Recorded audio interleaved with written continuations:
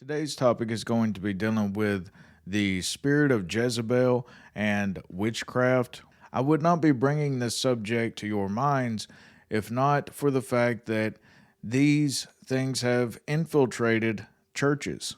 Here's an article written about a year ago: Why Paganism and Witchcraft Are Making a Comeback. The article goes on to state witchcraft, which includes Wicca, paganism, folk magic, and other New Age traditions, is one of the fastest growing spiritual paths in America. In 1990, Trinity College in Connecticut estimated there were 8,000 adherents of Wicca. That's only a very, very small handful back in 1990. In 2008, however, that figure had blown up to 342,000. Since I became a Christian back in 2012, I have met and spoken to many witches, and they will tell you that they're witches, most of them, but they're all under the radar. And that's the reason why this number is actually much, much greater. The precise number of witches in America is difficult to determine because many practitioners are solitary and, either by choice or circumstance, do not openly identify as such. Wicca began to be practiced in America in the 1960s by feminists, environmentalists, and those seeking a non-structured spirituality. It was a largely underground movement, but commercial books about witchcraft published in the 1980s and 90s, productions like Charmed and The Craft, created a surge of interest in youth. With the ability to find communities online and the decline in affiliation with traditional religions, witchcraft began to enter the mainstream. Now, in relation to the God of the whole universe, the God of all creation, mentioned in the Bible, this witchcraft is forbidden. But it has been able to infiltrate our culture, even churches, once again. We see celebrities in whom they are open about being witches. Lana Del Rey. Adele credits spiritual crystal healing for calming her pre-show nerves holistically. Katy Perry said, "I don't stay single for long." Perry told Cosmopolitan in 2014, "I carry a lot of rose quartz, which attracts the male. Maybe I need to calm it down with the amethyst." Patrick Swayze, before he passed, many people don't know this, but he told the Philadelphia Inquirer that he absolutely believed in crystals. He even owned a magic wand. And we can all recall within our minds the wicked performances of these VMAs and these shows. Katy Perry's right here, where she does this ritual up on stage. Possibly the biggest music artist in the entire world at the moment is Taylor Swift, and she does the very same type of witchcraft up on stage where these mock rituals are being played out. If they're even mock rituals, they actually could be real public rituals, and we're just not in the know. But then there are other more recent artists like Rima, in which he started out in the gospel category, and then he got a little touch of fame, and suddenly he began to go down such a dark side. Rima's artistic expression ignited debates, triggered TikTok frenzies, and left fans and critics alike scratching their heads. It all began with the remix of Victoni Soweto, where Rema dropped a bombshell, a mention of... For context, the word Karishika means a girl sent by Lucifer. In Nigerian folklore, particularly within the Yoruba culture, it is believed to be a malevolent entity associated with witchcraft and black magic. But that was just the tip of the iceberg. Rema's album cover for Raves and Roses took the controversy to a whole new level. An image of a church flipped upside down, engulfed in flames, and an inverted cross adorned the artwork. I've been in rooms at the top of the top, which albums are prayed over demonically. Music is prayed over demonically. That goes out to the world, goes out to the radio stations, goes out to the public. And when you see that stuff and know that stuff, it's frightening. What do you mean by that, Shane, prayed over demonically? Rituals, ceremonies to give light to the devil, to Satan.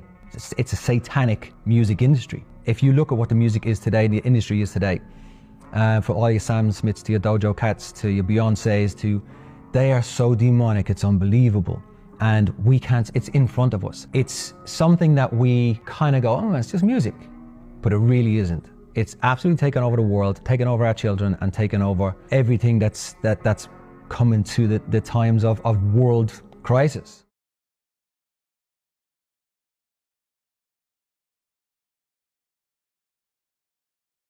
Hollywood call you yet? I mean, yeah, I'm a part of that. That Hollywood, you know what I'm saying? I got a Hollywood agency, you know what I'm saying? Let me ask you a question, right? I can't say too much, but I'm going to say it. Has it ever been a time where as though, have you ever got a visitor? A visitor? Like somebody come to your house? How can I explain this? When you're getting to certain levels and you're going up, somebody come see you. And want to come talk to you? Somebody come and see you to help you go to the next level. A lot of people, you know how you might see somebody that's not that talented or not that funny or whatever, and all of a sudden they be all the way up here and you trying to figure out how that happened. Now I'm going to rephrase this question. Have anybody came to visit you? Nah. Hell nah. Nah. I don't think they going to try to do that. I'm just saying. I hope, don't do it, man. Just say it. Please don't do that, man. I'm just asking, man. It's a level of success where it's a door. It's a door. When you platinum and you getting 50,000 a show, I've been there. There's a door that you can walk in. I'm not sure if it's homo or if it's Illuminati. I just didn't take that door. I went straight. What do you mean? Listen. When you get to a level of success, when you're getting 30, 40, 50,000 a show, you platinum, you running across the world. There's 3 different doors, right? There's 3 different ways to walk. There's to the left. There's to the right, and then there's straight.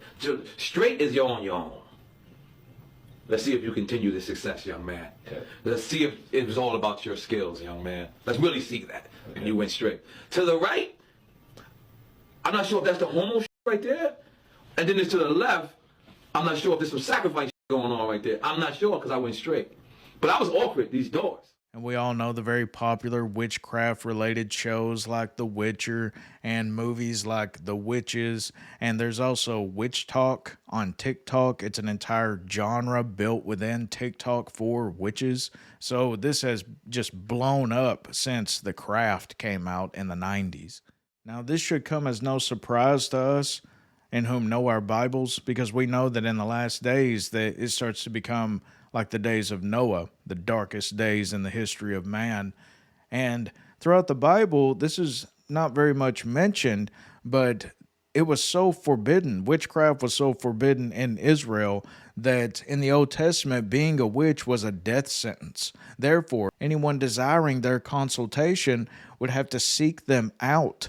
Now, whenever the Apostle Paul and they began to take the gospel out into the Gentile lands, one can see how witches began to come against the church. The Apostle Paul publicly rebuked such a woman in Acts 16 as she was causing so many distractions during their preaching. And this is what witches will do whenever they infiltrate the churches.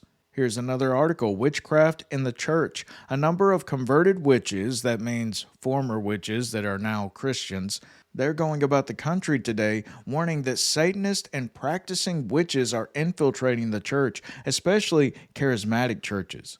Some of these former witches have authored books telling of a diabolical plot by evil witches to enter congregations posing as super spiritual Christians. Their purpose is to deceive and shipwreck pastors and to lead multitudes of naive believers into occult worship. Which leads me into a personal story about a church that I used to attend, and I'm still really good friends with the pastor of the church. Anyone in whom would come into the church and they were new members and no one really knew their background, we would kind of watch them a little bit around the kids because you don't really know who you can trust if you don't know them well enough. So we always had suspicions about one particular member.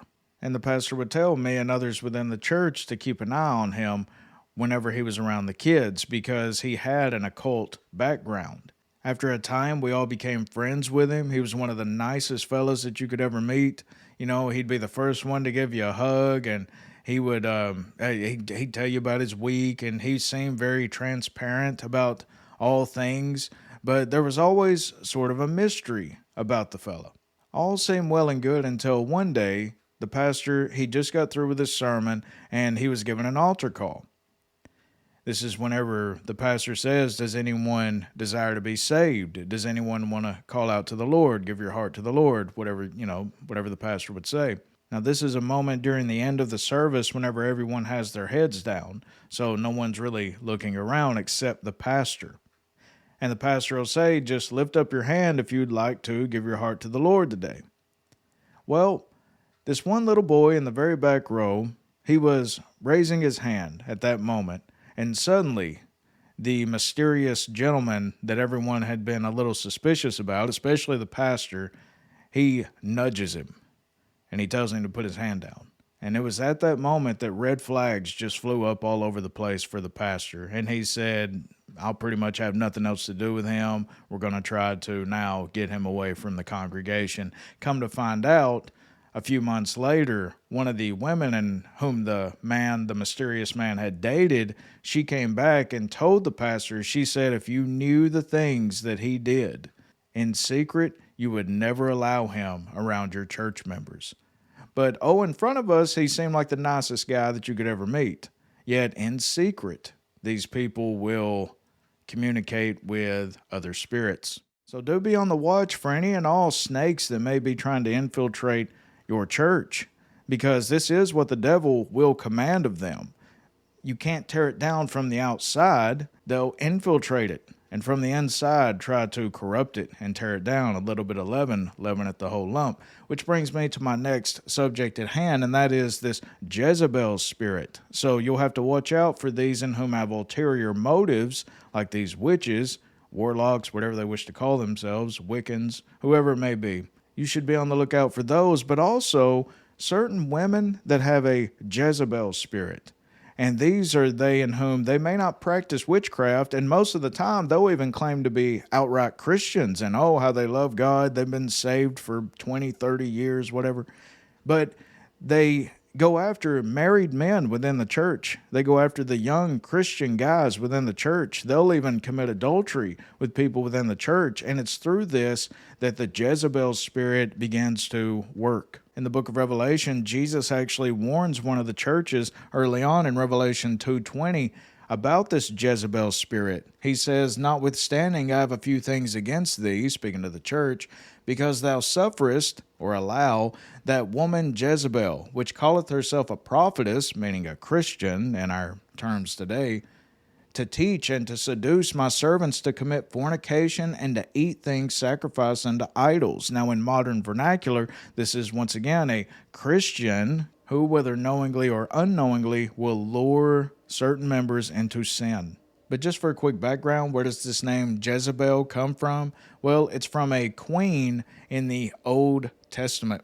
Jezebel was a prophetess of Baal. Her name is Phoenician for unhusbanded. Even if married, she is the boss, and her name also can mean married to Baal or married to Satan. Her spirit is rebellious, self-loving, and devoid of empathy. Jezebel loves what God hates and hates what God loves. Her spirit seeks to use, manipulate, and destroy lives. Be able to discern and pray against this demonic spirit. Now, full transparency, I not only know of these types of women, I have dated these types. I've been in church and had them right after I preach a sermon. I'll go home and then I'll check like a social media, and they've sent, true story, they've sent me a message about coming over and, doing drugs, getting drunk. Like, they've just heard me preach. They were part of the congregation. And this is what they do the entire time, professing their love for heaven and how much they love Jesus. These types, I've found, they live for pleasure, only pleasure, 24/7, however they can get it, drugs, drink, sex, rock and roll, with whomever that they can find. If you're in a relationship with them, which I have been before, you cannot trust them to go to the store to get milk because they're liable to cheat on you. These are the most faithless of all people that you could ever meet. Once again, Scripture tells us, 1 Timothy 5:6, how she that liveth in pleasure is dead while she liveth, because that's all that she focuses on. And that's what this Jezebel spirit primarily has her sights upon, what she wants at that moment, and that's you.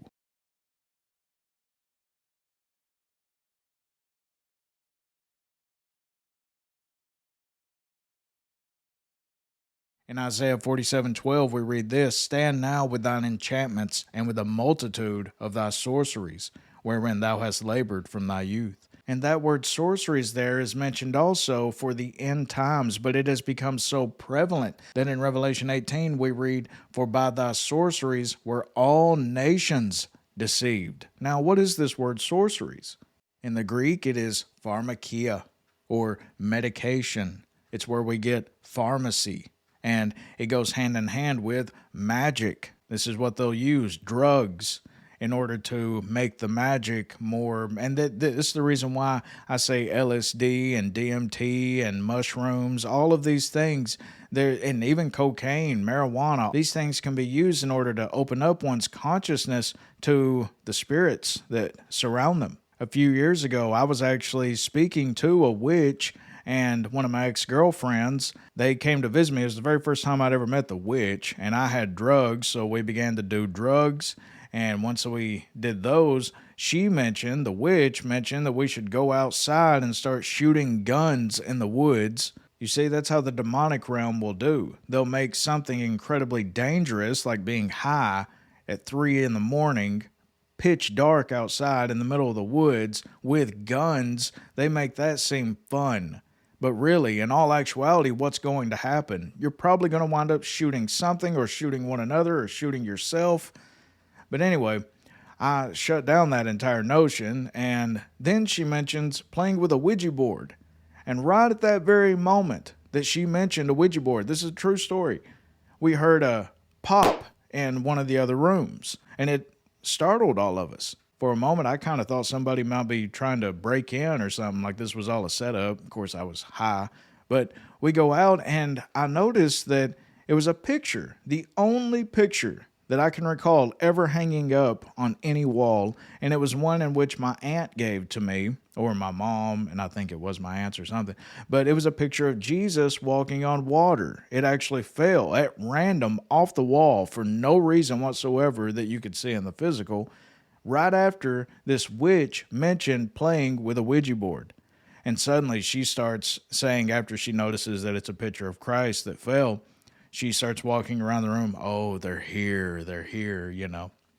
And so the two women, they left, and my ex, she showed back up the next morning, and she said, dude, you'll never imagine what happened to me after we left. I took so-and-so home, and she wanted me to spend the night with her. And whenever she refused, she said, I've never seen someone turn so angry like that. And then she showed me her arm, and it was just covered in bruises where the girl had grabbed a hold of my ex and began to pull on her. And she said she became so angry, like a whole nother person.